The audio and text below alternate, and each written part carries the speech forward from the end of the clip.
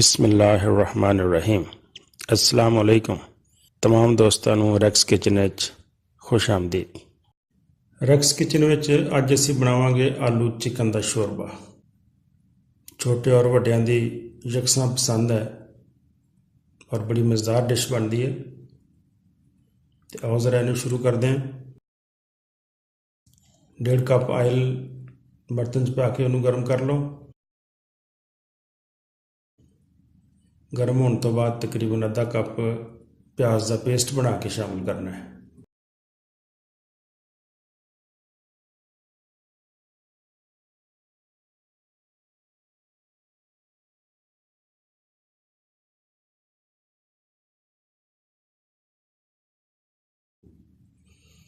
दो चम्मच अदरक लहसुन का पेस्ट पा लो।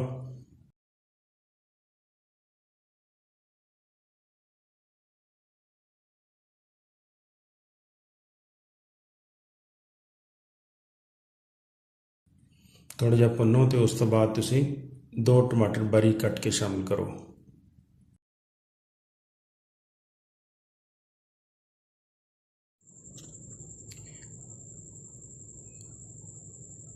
आधी चम्मच हल्दी दी पा दो।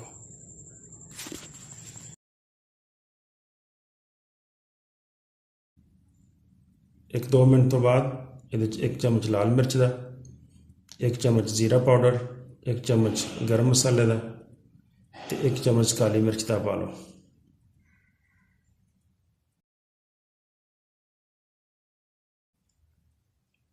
एक 2 मिनट मसाले को अच्छी तरह भुन लवो।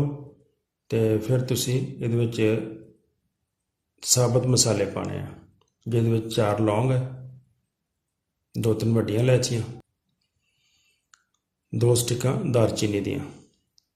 ये शामिल करके मसाले नूं तुसी अच्छी तरह भुनो। थोड़ा जिहा पानी भी शामिल कर लो ताकि मसाला सड़े ना।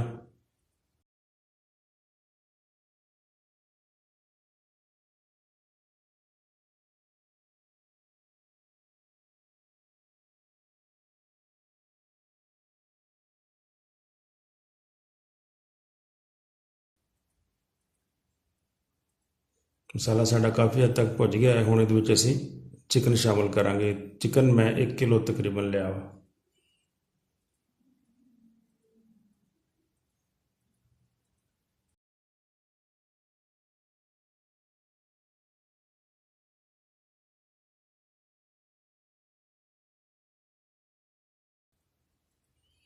तीन 4 मिनट चिकन नूं भुन लवो।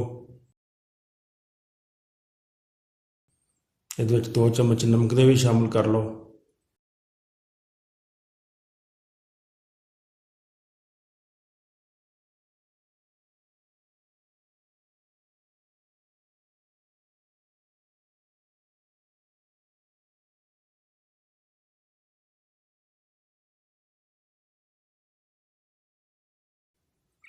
तो थोड़ा जिहा पानी पा के इनू ढक्कन दे के ते थोड़ी देर इनू गोश्त नूं भुन लवो।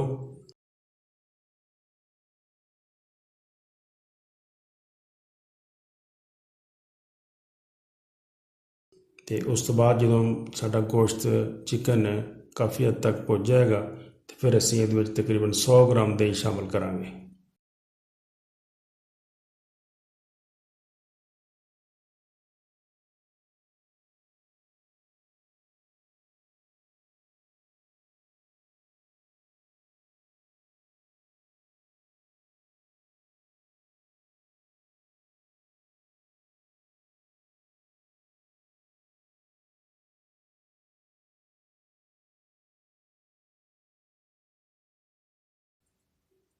ते नाल तुसी आधा किलो आलू दरम्याने साइज़ के कट के शामिल कर लो।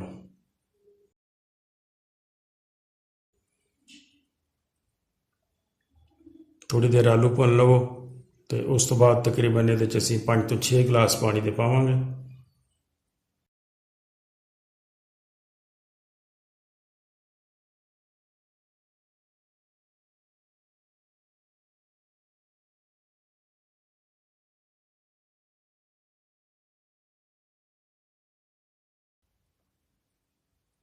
पानी पा के 3-4 हरियां मिर्चां पा दो। तो हल्की अग ते इनू पकण दिओ। ਇਹ ਤਕਰੀਬਨ ਅਸੀਂ 35-40 ਮਿੰਟ ਇਹਨੂੰ ਪੱਕਣ ਦਿਆਂਗੇ ਹਲਕੀ ਅੱਗ ਤੇ।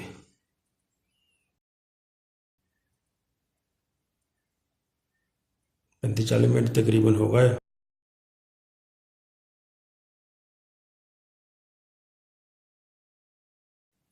ਥੋੜਾ ਜਿਹਾ ਹਰਾ ਧਨੀਆ ਪਾ ਦਿਓ ਤੇ ਆਲੂ ਚਿਕਨ ਬਿਲਕੁਲ ਖਾਣ ਵਾਸਤੇ ਤਿਆਰ।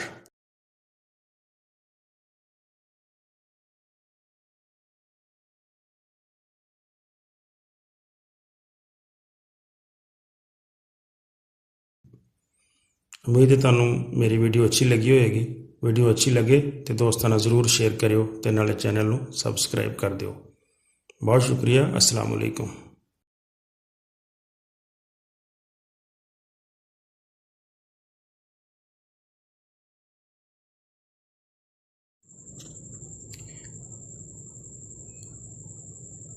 आधी चम्मच हल्दी दी पा दिओ।